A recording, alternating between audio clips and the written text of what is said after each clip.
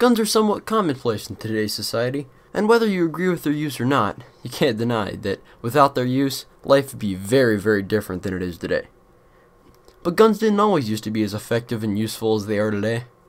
Frankly, early guns kinda sucked. It's about 1200 years ago, a couple Chinese alchemists were messing around with charcoal and sulfur, looking for the elixir of life. Spoiler alert, they didn't find it. But they did find that if you combined the right amount of sulfur, charcoal, and saltpeter, you were left with a little bit of gray dirt that when lit would burn really hot and really fast. They also found that if you put a bit of this gray dirt in an enclosed area, it would expand very rapidly, causing a bit of an explosion. And what better way to use your new invention than to blow things up at the Emperor's birthday? So for a while, gunpowder was really only used as a flashy firemaker, employed to dazzle crowds and blow off the occasional finger. But of course, this being something that existed, people quickly found a way to hurt each other with it, or at least try to. You see, one of the earliest known guns is this thing right here, which basically worked by putting gunpowder alongside a projectile and lighting the fuse. The resulting explosion would send the projectile out the barrel. Well, at least, that's the idea. Now this sounds quite a lot like a mini cannon, hence the name hand cannon.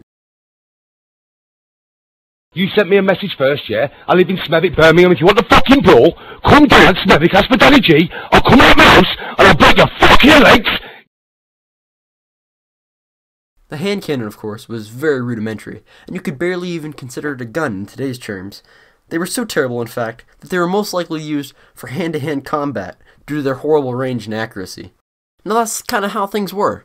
People making longer tubes and lighting the end of the tubes to fly things out the end. Until the Europeans got a hold of these rudimentary firearms by the way of Marco Polo and the Silk Road, and that's where the real firearm technology advancements came along. One of the first real major advancements was the matchlock. The matchlock, while making lighting the powder easier and introducing a trigger mechanism, still had trouble firing in the rain, as it required a lit wick to light the gunpowder. Despite its flaws, the matchlock spread quickly across Europe and became common in everyday households. But people kept tinkering with the idea of firearms, and pretty soon, the wheel lock came along. The wheel lock, while being more effective than the matchlock, were highly fragile and cost almost double to produce, so their use was very niche. The big thing about the wheel lock is that it used a spark to light the fuse rather than needing a lit flame. If this sounds quite familiar, it's because its idea was quite similar to the famous flintlock, which came afterwards. The flintlock basically took the wheel lock's idea, but did it on the cheap, and created a more durable design, basically making all other arms of firearms before it obsolete. So now you had this brand spanking new innovation that could fire a rapid 4 shots per minute. Yeah, firearms still weren't all that effective, but it was a heck of a lot better than the alternative of no gun at all, which would quickly get you laughed out of the nearest world superpower meeting. Still, the absence of being able to fire one bullet quickly after the other led to people hooking up multiple barrels in kind of a rudimentary revolver style, the most famous of these being the pepper box. These, unfortunately, had the tendency to fire all at once if the barrel wasn't rotated correctly, leading to damage of the gun or to the user, which really isn't something you want your weapon to do at any time, let alone if some peasant is running at you with a pitchfork. This gun really wasn't ideal in any way, shape, or form, but it did have one important role as being the predecessor of one of the most influential guns in history. That's right, I'm talking about the Colt revolver. Now throughout this video, I've touched on various different ways that guns were changed and made throughout history, but they all kind of stuck along the basic line of thunderstick. But that was all about to change because of the 22-year-old innovator, Samuel Colt. One day, Samuel was working his job as a seaman when he noticed the spinny thing they used to steer ships and thought, what if I was able to make a gun that rotated around so I wouldn't have to spend a minute between each shot? So he took that idea and carved a prototype out of wood.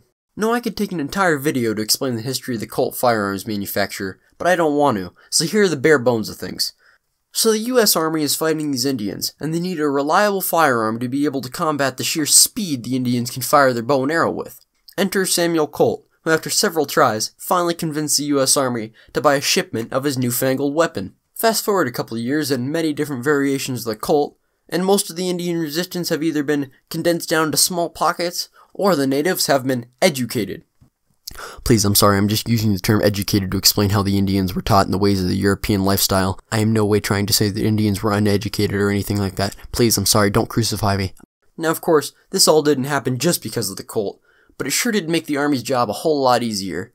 And from that point onward, guns were on a pretty fast track to becoming the modern weapons that we know today. Not saying that they were perfect and all, just saying they were a heck of a lot better than this.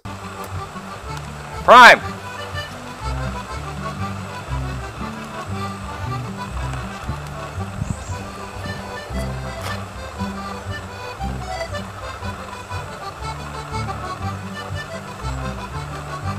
Load!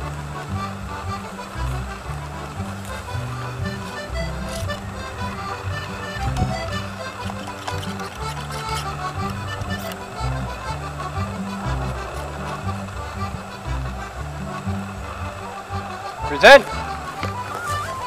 Cock!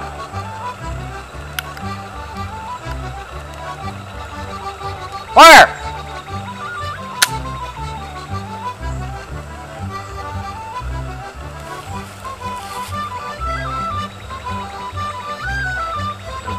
Hang fire. Half cock.